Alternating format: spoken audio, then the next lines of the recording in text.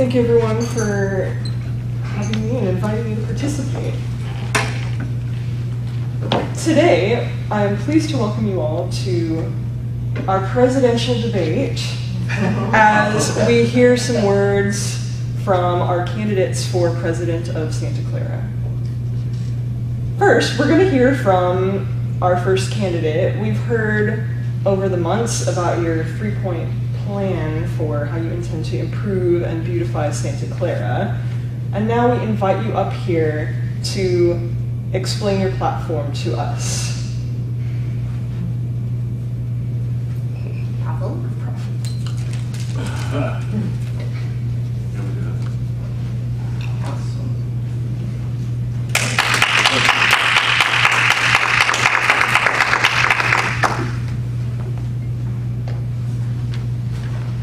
It is said that beauty lies in the eyes of the beholder. While that is true to a certain extent, it is also true that it is the responsibility of each one of us to keep our home, our family, our city, our country beautiful. So I have put in 3 points which would help us make our county beautiful. But before I go into that, it is so important to understand why it is not so right now. And the main reason it is not is because we have people who don't have hope. If you close your eyes and you look and imagine for a minute that you don't know what you're going to do tomorrow. You don't know what your purpose of life is. You're not going to care. You're not going to care how it is, what is, where it is, why it is. But if you do have something to live for, something to look forward to tomorrow, you will care. So the first point, let's look at people, their problems, and try and figure out how do we make people care. And I'm out of time. Thank you.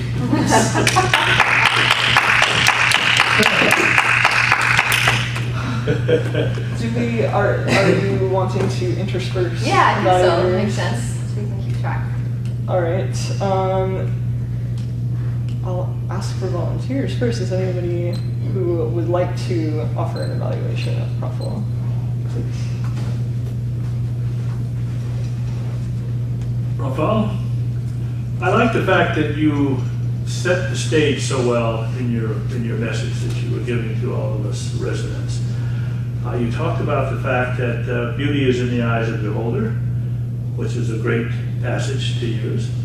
You also reminded us that we need, before you give your 3 points, we need to understand where we are now, which was also very good. That sets the stage. Not only are we going to hear your points of view, but how are your points of view going to counteract the situation that it is right now? So I like that style of your presentation of your message so that I understand where we are right now, because I don't read all of the newspapers and so forth in this community. And as a result, I don't know all of what's going on, but you reminded me of that. And then you set the stage for a brand new presentation, which I really like. So I liked your style. I like the way you did it. Yeah, you ran out of time, but that's okay. You got one of the points across. I ran out of points. Okay. Thank you.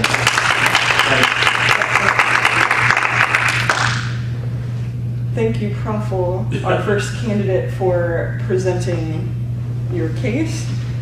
Now we're going to hear from the challenger, who we've also heard from over the past several months about how he disagrees, respectfully of course, with his worthy opponent's platform.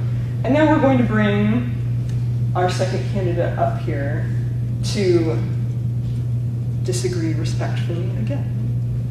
My friend in the blue shirt, what is your name? Carlos.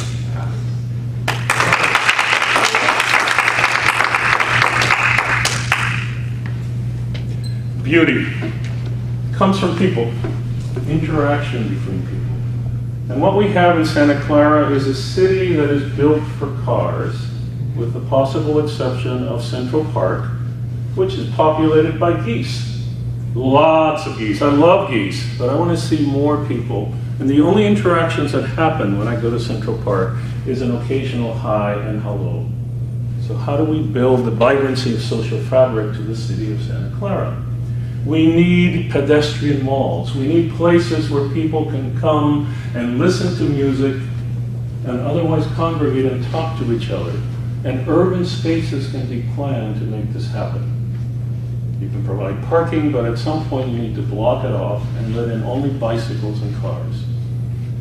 In late August, I was at Burning Man. It is a city of 50,000 with no cars that are allowed to move, pedestrians and bicycles. Amazing social interactions are created. Art is promoted. All kinds of conversations happen between groups of people that normally would never talk to each other. I talked to a 20-year-old from LA full of piercings.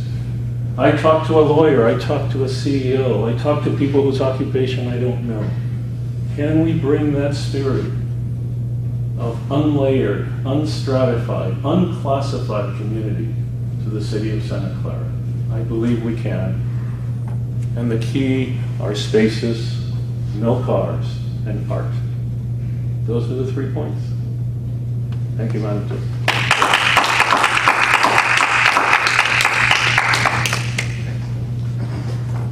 Thank you very much. Carlo or Carlos? Carlos. Does somebody want to present their evaluation of Carlos? Thank you. I'm honored to evaluate your presentation because I do love geese, but I don't want to be under a quick opinion of geese. I love how you incorporated the importance of art and what art can do for our society, because I do strongly believe that we need a lot more people interaction, people speaking to people. So I'm very happy that you focused on that in your presentation and you drove it home. The beauty, yes, beauty lies in the eyes of the beholder, but so does art. And lots of cars and lots of high-rise buildings does not really, to me, is not beauty.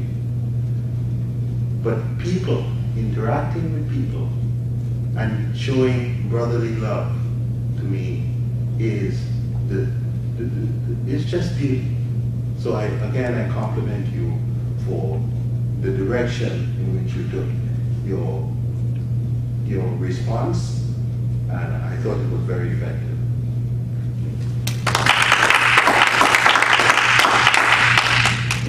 And now for our final speech, we're going to take it back to the studio and hear from our political analyst, the teardown of the debate, and find out point by point who do we think won. And now I'd like to call up our political analyst. I'm sorry, I haven't been paying attention. I'm working on the Please go ahead. I'm not really. Yeah. You're the political analyst. Of course.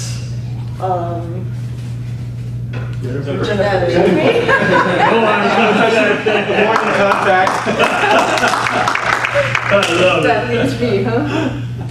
Well, today we heard a debate from two experienced politicians and heard their viewpoints on the issues. We started off with a very eloquent presentation from one of our candidates, and he showed some expert political skills in taking the question and twisting it to something that he preferred to answer until he ran out of time and didn't have to present his 3 points for the improvement of the city. While our second speaker directly went into what he thought would make the city a better place and was able to present 3 points in his last sentence of the speech. I think both of our candidates showed their impromptu speaking and their debating skills by coming up with the topics that they're passionate about. I'm not sure, as a political accountant, what am I, a political advisor? Political analyst, whether I can make a choice based on this presentation, because I don't think they really address their plan for the future. We heard a lot about the problems, we didn't hear a lot about the solutions. I want to hear how will we give people hope and how will we make our spaces more pedestrian friendly. I look forward in our next debate to hear more concrete ideas from our candidates so that we can really make a good choice between our two candidates for president of Santa Clara. Looking forward to next time. Back to you.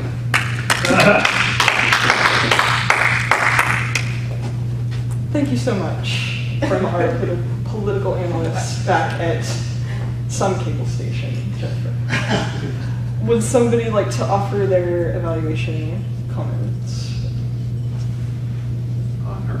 On her speech. She's a Democrat. I should try. All right, thank you. I didn't take any notes, but I thought it was kind of a cop-out. Not to be, blithering, but it seemed like you just kind of repeated what they were saying, and I think that the second candidate actually did give some more concrete ideas than our first candidate did. You just kind of dismissed those ideas about creating pedestrian space, and maybe your point was how to do that rather than what to do. And so if that was your point, then I take back my first remark. But it seemed like it was just kind of a overviewing, glossy kind of, I didn't really want to get into the details kind of response to everybody's speeches. And it might be because you didn't take any notes, or I didn't take any notes either, so. Nice job anyway. All right, well, thank you for playing today's debate. Thank you much, Heather, for getting us involved. And it was a cop-out to say that both speakers were a cop-out. Gosh darn. Isn't that like most political commentators, though, really? Carlos, I like when you were giving your presentation, you used the phrase social fabric, which I thought was pretty profound as well. It had a very good visual image. Jennifer, when you were talking, you talked about concrete ideas. Again, pretty solid, good use of words in that particular case. So that's about all I saw.